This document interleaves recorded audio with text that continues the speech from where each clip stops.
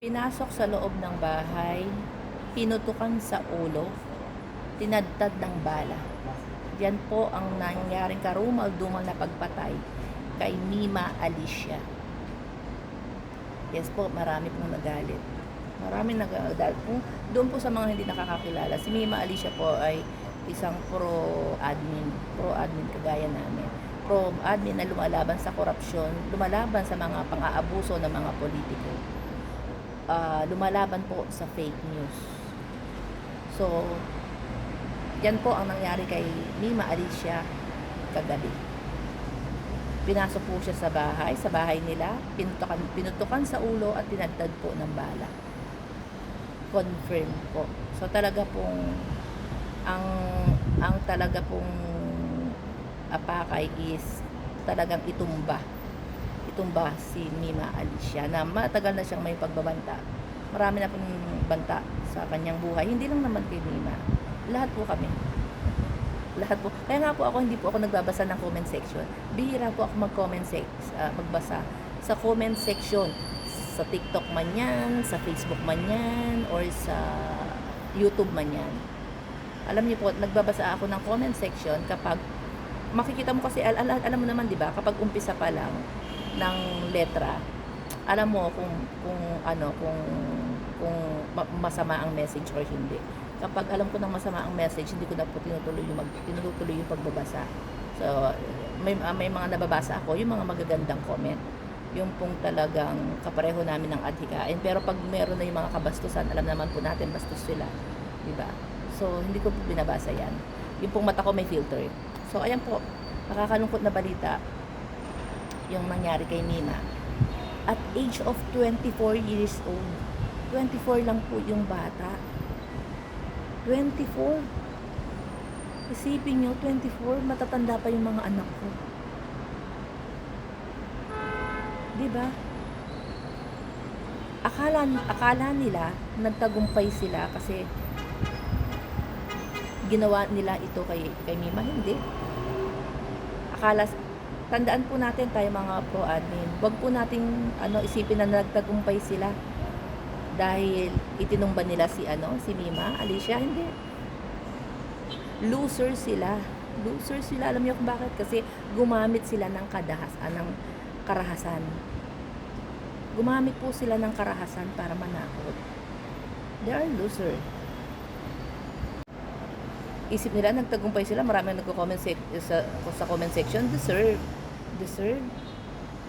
Yan ba ang itinuro? Yan ba ang tinuro sa inyo? Kung paano pumatay ng kalaban? Kung paano pumatay ng kapwa Pilipino? Kagaya ng ginawa ni Digong. More than 60,000. Actually, hindi ko alam kung kasama yon nung mayor pa siya. Yung mga missing person. O yung kanyang EJK, War on Drugs. Hindi ko alam kung kasama dyan yung 61 na lawyer during his term. Nung 6 years. Hindi ko alam kung kasama dyan yung si Congressman Andaya. Ganon ang gusto niya. Kapag lumalaban sa kanila, kailangan ganon ang mangyari, sir. Lumaban kayo ng patas. Kung sa tingin nyo, isip nyo, nagtagumpay kayo, hindi. Kasi gumamit kayo ng karahasan. Sabi nga dun sa comment section, ang sarap gumanti. Dapat daw gantihan. Hindi po, ipag-pray natin. Kasi alam niyo kung bakit? Kung gaganti ka, di mas masahol ka pa sa kanila. Hayop sila eh. Hindi naman tayo hayop. Hindi tayo mga animal na tao. Kung sila, mga animal na sila sa tao, sa pag-uugali nila, mga animal na sila sa action nila, para silang pumapatay ng manok.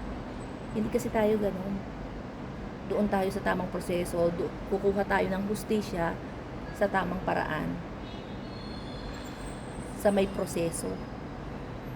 Hindi tayo gagaya sa kanila, at hindi pa rin mawawala sa atin yung mabuting ugali ng mga Pilipino. Kasi hindi tayo bastos, hindi tayo walang hiya. Yan ang pagkakakilala ko sa mga Pilipino. Ngayon kasi iba eh. Kaya hindi tayo dun sa ganito. ganti-ganti. Diyos na bahala sa kanila, batas na bahala sa kanila. Hindi man sila maparusahan dito sa lupa, meron silang naghihintay na kaparusahan sa taas. Magdiwang sila ngayon, magdiwang sila hanggat gusto nila.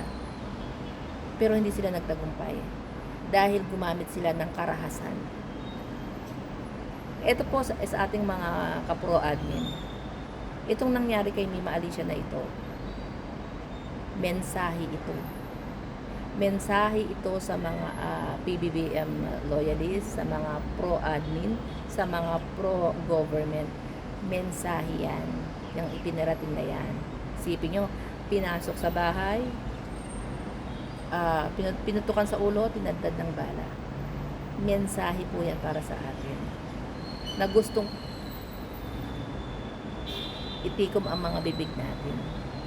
Sila, pwede silang mambastos, magmura, magbanta. Lahat na ng kabalahuraan, kabastusan, or sabihin natin kaanimalan na ugali, nasa kanila na lang. Pero kapag tayo po ang magsasalita laban sa kanila, unfair, diba? Sasabihin nila, it's unfair, diba? Meron pa silang pa-report niyan, sila pa ang magre-report. Pero kapag sila, okay lang yung pambabastos nila. Pero kapag sila ang nangwawalang hiya, okay lang. Freedom of expression. O kaya, joke. Nagbabanta, joke lang. Pero kapag tayo, hindi pwede. Diba? Hindi pwede. Hindi sila papayag. Dapat sila lang ang may karapatan, tayo wala. Nakakalungkot.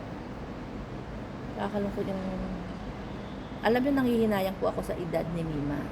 24 years old na marami pang pangarap sa buhay. Kaya po sa ating mga pro-admin, pro-government, PBBM loyalists, ilimit po natin yung ating batikos, pambabatikos, pambubunyag, or kung ano pa man ang tawag dyan. Huwag tayong hahalo sa away ng mga politiko. Gaya po na sinasabi ko, inuulit ko, tayo po ay anti-corruption, anti-budol, anti-fake news. Ano ba? Pero dapat hindi tayo hahantong dun sa makikipagpatayan tayo para sa isang politiko. Kahit sabihin mo kay PBBM yan. Hindi ako makikipagpatayan para sa isang politiko na hindi ko naman kasama sa araw-araw kong pamumuhay. Hindi ko babastusin ng isang tao, i-PPI ko pa, mambabastos ako, diba? Sigaw-sigaw pa ako sa kalsada, para lang sa isang politiko na hindi ko naman alam ang ugali. Siyempre, in front, sila ay mabubuti, pero hindi ko alam ang mga ugali nila kasi hindi ko naman sila kasama araw-araw. Ang kasama ko araw-araw pamilya ko. Malay ko ba kung ano yung mga iniisip nila? Malay ko ba kung siya ay mabuti o hindi? Kapag may nakita tayong kabutihan, yes, purihin natin. Kapag may nakita tayong mali, batikusin natin kahit sino, ano pang administrasyon yan. Anyway, nakikirami po tayo sa pamilya ni Mima. And kami po ay humihingi ng hustisya. Magsama-sama po tayong humingi ng hustisya para kay Mima Alicia. Alam natin na hindi ako naniniwala na ito ay isolated case. Opinion ko po yan. Para dun sa tadtarin ka ng bala at siguraduhin tegi ka, barilin ka sa ulo. Bidaril ka na nga sa ulo, tatadtarin ka pa ng bala. Diba? Isa po yung mensahe. Mensahe para sa ating lahat na pro-government, pro-admin. So, yun lamang po. Ingat po kayong lahat and God bless.